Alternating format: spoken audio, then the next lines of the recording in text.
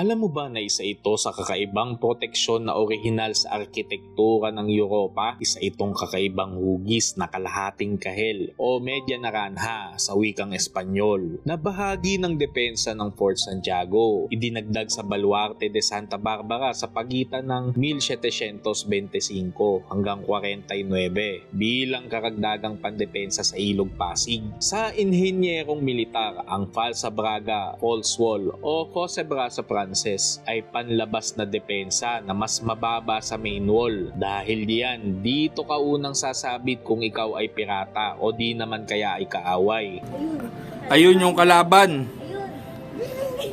Itinayo ang powder magazine na timbaka ng Balat Canyon at minsan ay ginawang selda para sa mga bilanggong sundalo. Nilikha ito mula sa makakapal na batong adobe na nakaarkong paglubog sa lupa. Karaniwang may kapal na 1.5 hanggang 2 metro. Parte ng dungeon siya.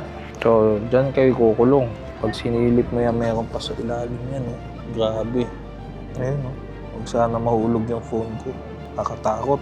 Sa panahon ng Kastila mula 1718 hanggang 1898, mahalaga ang papel nito bilang unang linya ng depensa mula sa Ilog Pasig. Minsan may mga batang nagdadakot dito sa ilalim. Medyo ingat na lang kayo kasi baka magtapon kayo ng magtapon. Ganyan kalalim ang parte ng dungeon. So kaya nakakababa pa sila sa ilalim. Pero yun nga, pagka high tide kasi, maakyat yung tubig. Kaya sinasarado nila yung dungeon. So ito salamat to sa kakagdagang depensa. Sa panahon ng Amerikano, ang istruktura ay dinisenyo upang pahabain ang distansya at bilis ng paglusob ng kalaban.